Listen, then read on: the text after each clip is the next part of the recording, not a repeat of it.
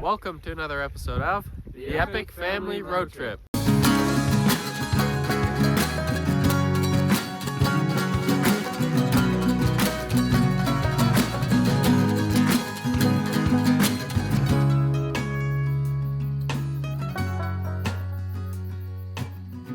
In last week's episode of the Epic Family Road Trip, we left the beautiful Bugaboo Mountains and continued on our overland journey to the Yukon in northern Canada.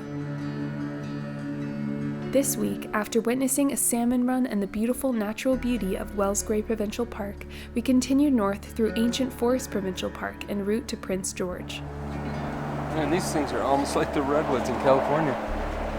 Look at that. More like the sequoia kind of thicker They're the trunks. same type of bark. Wow, just huge old thing. Crazy. Wow, it's still, yeah, look at that. Maybe that's what I'm saying.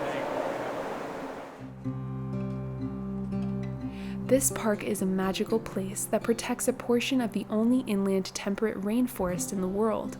It is home to magnificent 1,000-year-old western red cedars.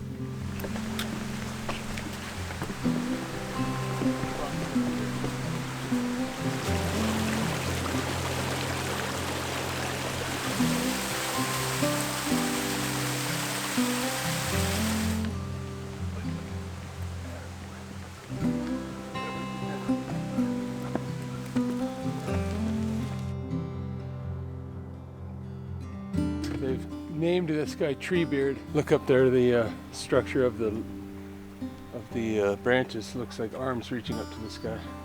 It was named Treebeard by local hikers. This cedar appears to be the guardian of the forest. Kinda cool.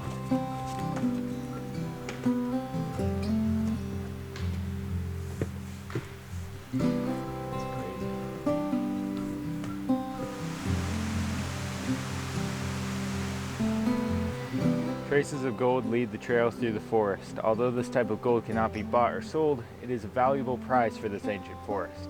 This shimmering, dusty, commonly known as gold dust lichen, as it is so small that it looks like dust. The ancient forest is a real asset for the gold dust lichen. This delicate species is unique to old-growth forests such as this one, and is only found abundantly in trees that stand more than 250 years old. Like mold on cheese, gold dust lichen grows with the forest, and its height on the trees gives researchers and scientists a good idea of how old the forest is. Gold dust lichen.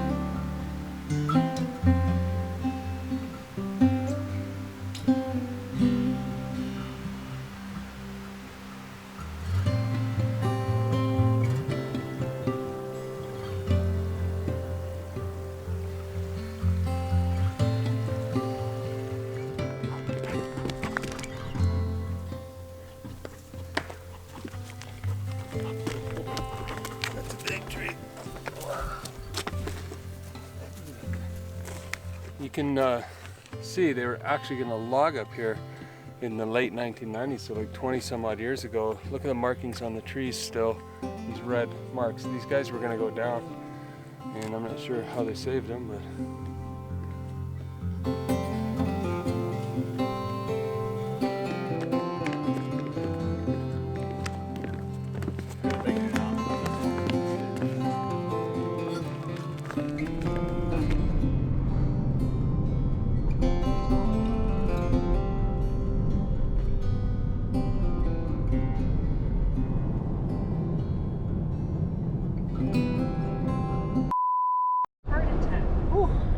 that was scary. Are you guys able to drive?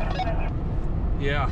There's a bird on our windshield. Look at that windshield smashed out. A big bird just flew out of the ditch there and hit the windshield. Man, anyway, no one got hurt. We're thankful for that. The important thing is to not panic, but you know, when something jumps out in front of you, like it just smashed the windshield, and some trucks were going by, but I just kept it straight and smooth. But now he shows you what a little bird that big what can do that, and we got to be careful because it's fall and there's bigger animals on the road, so we're gonna have to keep an eye open for deer and moose and bear. So it's a good reminder. I think we need 2 sets of windshields. We definitely have a couple windshields to replace. It's only holding together with not too much, so I can't go too fast, but hopefully in the town ahead there'll be a glass repair place. and we're gonna get them both done. All right, we made it into Prince George, BC with our smashed windshield, and there's a place just as we came into town that does auto glass, so that was good. We spoke with them, and they're ordering in the windshield for both Jeeps tonight, and they're gonna have us bring it in early tomorrow morning, which is Saturday, and they'll take care of us. So it's gonna delay us. Once they put the windshields in, which doesn't take too long, but they need at least 3 hours to dry before we start driving. And so we're gonna do, they're gonna loan us a vehicle, and we're gonna do some shopping in town. And so this is gonna delay us by a day, half a day. If the bird hadn't struck, we were gonna just blow right through Prince George and get way up north, but we're here for a little bit, and then we'll be back on our journey. But that's all part of overlanding. You never know what's gonna jump out of the bush at you. Good morning. It's pouring rain this morning. We're in Prince George, BC. We had to stop, like I told you last night, because the big grouse hit our windshield, smashed it out. So this morning we're going to pack up in the rain in a few minutes here and head in to hopefully get both windshields repaired and continue on our journey to the Arctic Circle. It's this time of year, it's not going to be easy. There's going to be things for, challenges to overcome, including what sounds like a 14-day quarantine in Whitehorse, which is going to be a real pain. But I guess, if we end up doing that, that'll give us time to catch up on some things that we need to do online, and the kids have been keeping up with school, but that'll give them a chance to get ahead. If they're sitting in one place, they can really get their lessons done, and hopefully that 14 days goes by quick and we can carry on and get up the Dempster Highway. It's beautiful this time of year. It's cold, it's rugged, and we're really looking forward to taking you guys with us.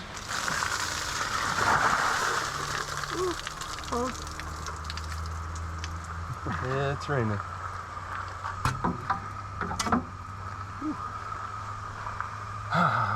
It's not all sunsets and beautiful views and sunny days. Often maybe it seems that way because we do get a lot of beautiful days, but sometimes you're just cold and wet. That's rooftop tent life for you. But now the views will be visible. Yeah, we're thinking the rain will clear the air and get rid of some of that smoke, and then we'll see some more of the mountains. So there's a bright side to everything.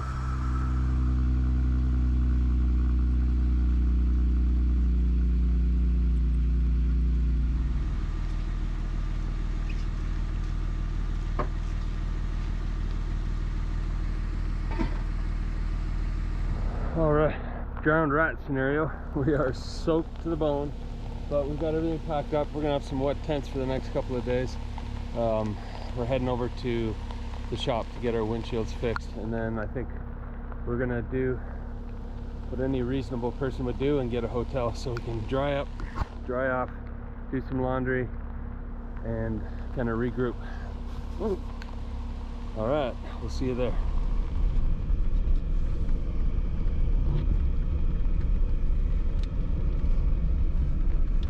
So the Jeeps are being repaired, their windshields, and the good people at CarStar Collision Repair gave us, or loaned us a car so we can get around town and do some shopping, get caught up on some things.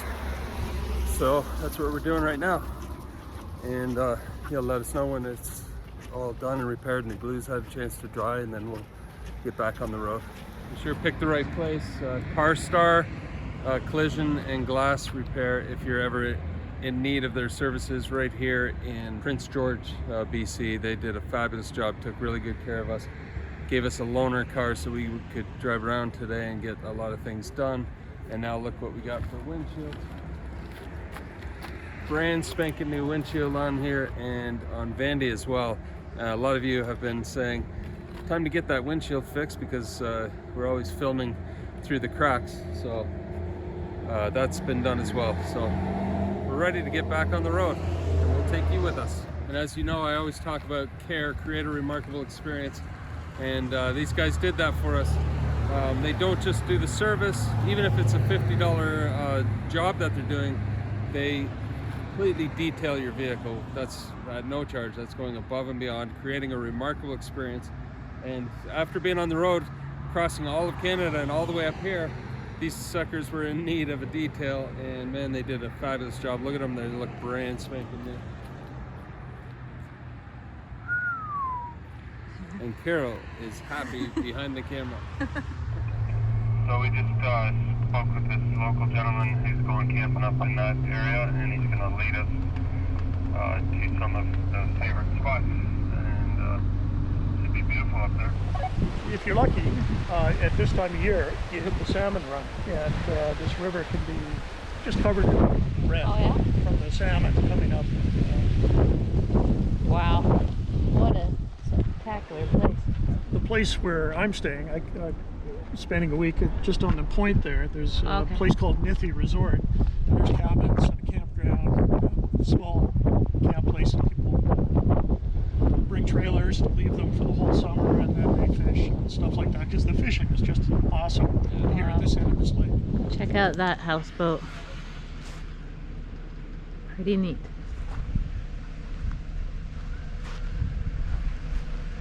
So we pulled into this absolutely gorgeous lake, apparently world-class fishing. Just someone we met in town suggested we come over here.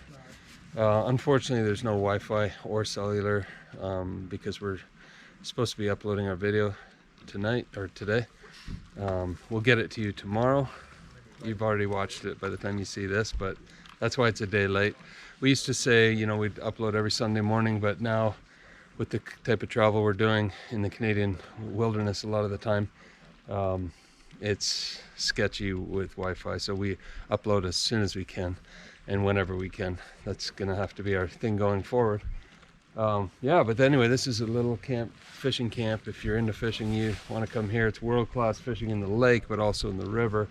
Apparently the salmon are running soon, if not right now. So we're gonna get set up and dry out our tents because they got soaked the other morning, and then we'll get back on the road tomorrow. You can feel fall in the air, and it's getting colder here. I'm gonna go get my hat because my head doesn't have a lot of protection from the cold, but we're gonna be getting some chilly weather going north, but we'll just deal with it as it happens. Where's the ball? Where is it? Let's go get it. Let's go get it. Where is it? Find it.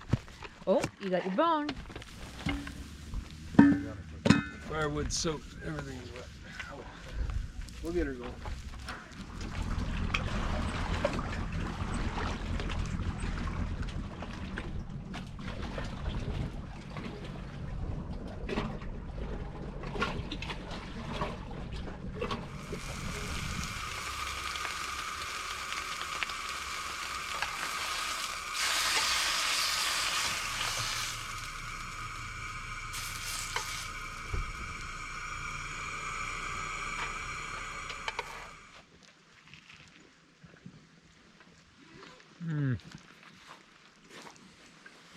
They had that little side.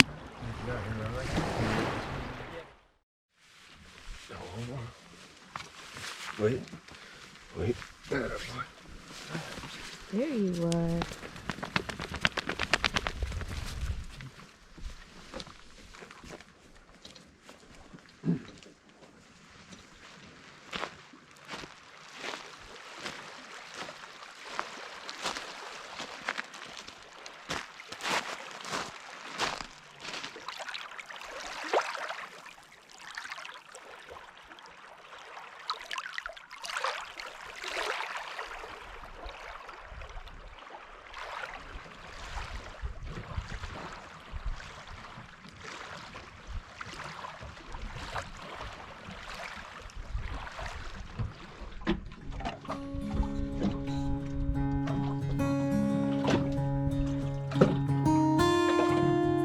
After a wonderful stay at Francois Lake, we drove 3 hours until we found a beautiful wild camping spot beside a river in Anderson Flats Provincial Park.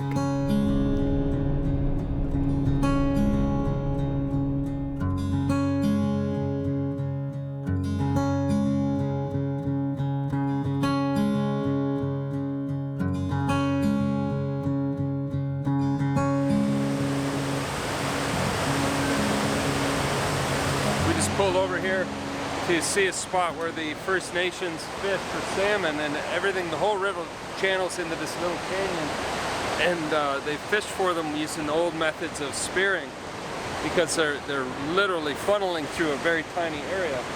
And so there's no one fishing right now, but you can see that smokehouse in the back.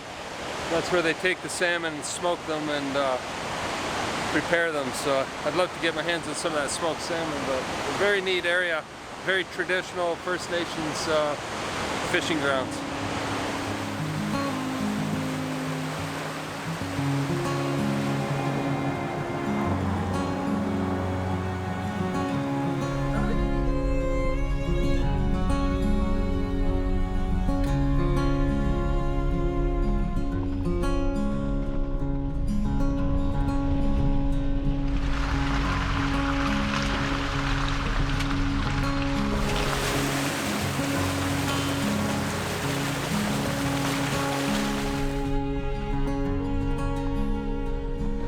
So we just drove down to a spot we noticed on Overlander on the app, and it looks beauty. It's right beside the river here. It's only maybe 3 kilometers off the highway there.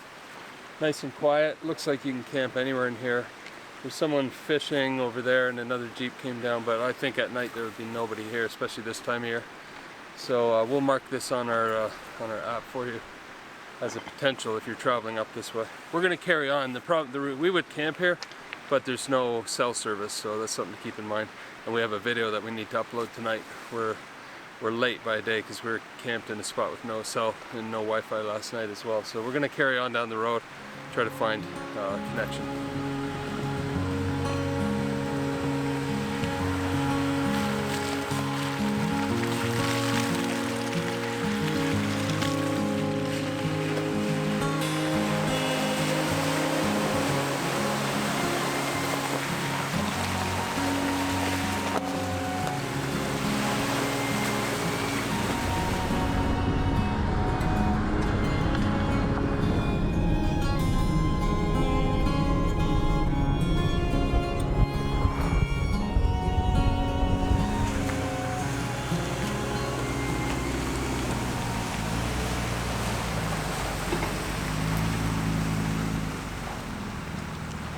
So we pull in a camp here, and Lando's been chasing birds, and we're letting him run just to get some exercise. And right there's a massive black bear, and Lando was right on him, like just jumped right on him like it was another dog. No. Yeah. And then the bear roared. It was a full bore roar like that, and then the bear just started lumbering out to the forest. I don't know if you caught the tail end of it or.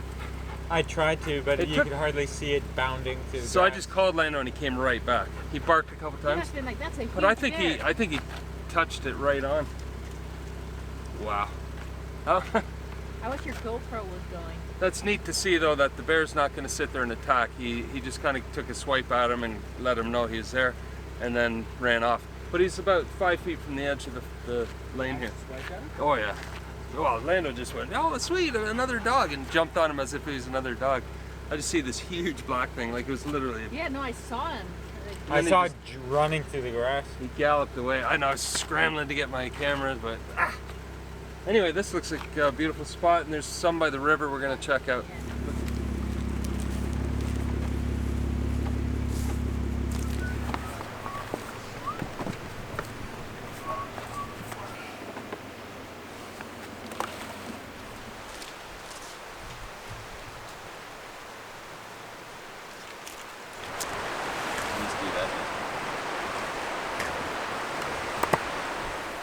We parked our camp overlooking the Skeena River with the majestic Hagwaget Peak in view, standing 2,076 meters or 6,100 feet above.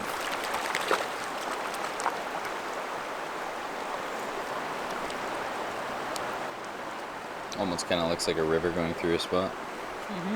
That's really cool. What do you got?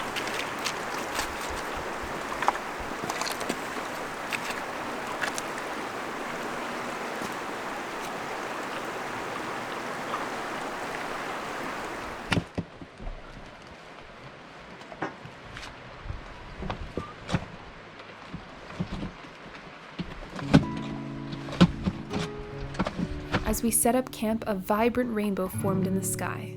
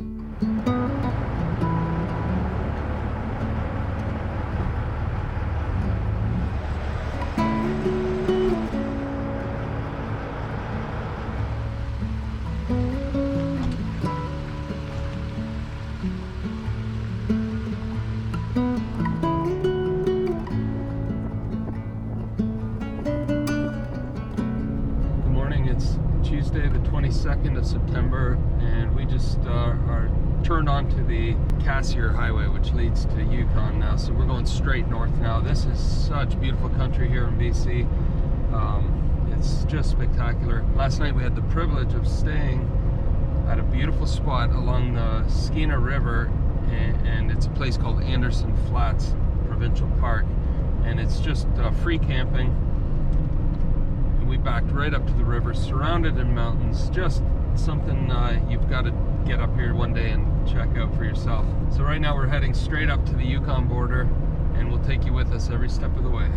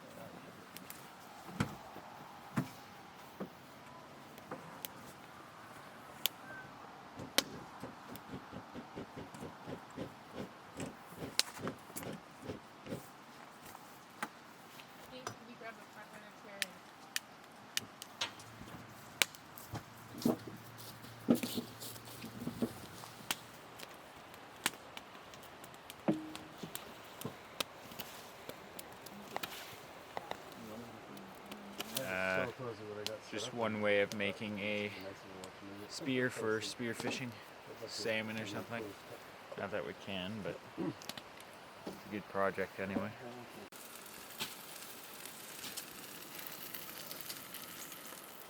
Thank you, babe. Wow, it looks delicious. Wowza, wowza. It's cold and the snow on the mountains.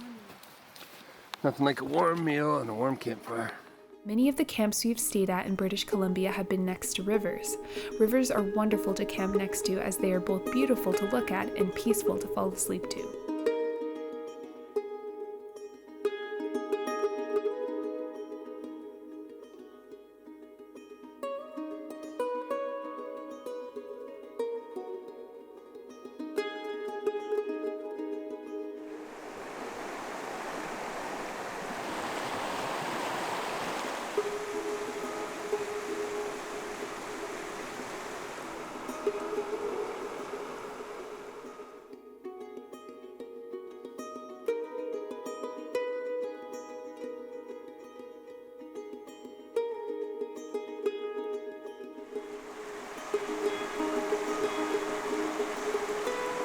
Good morning. We just had a good night's sleep.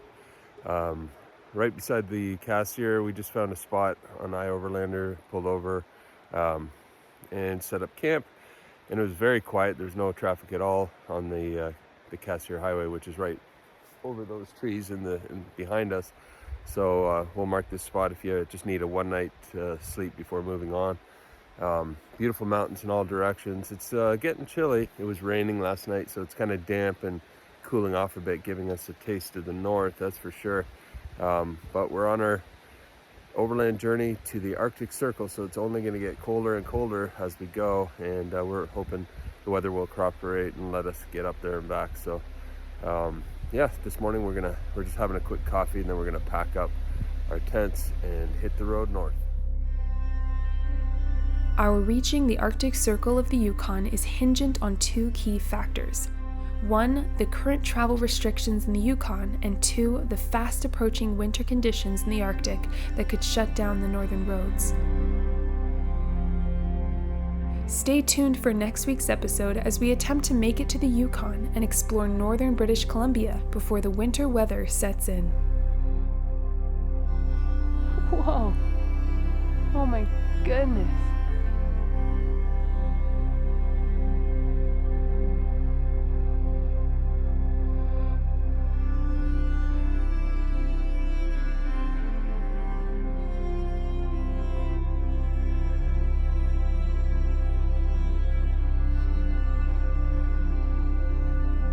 And in the meantime, we'll see you down the road.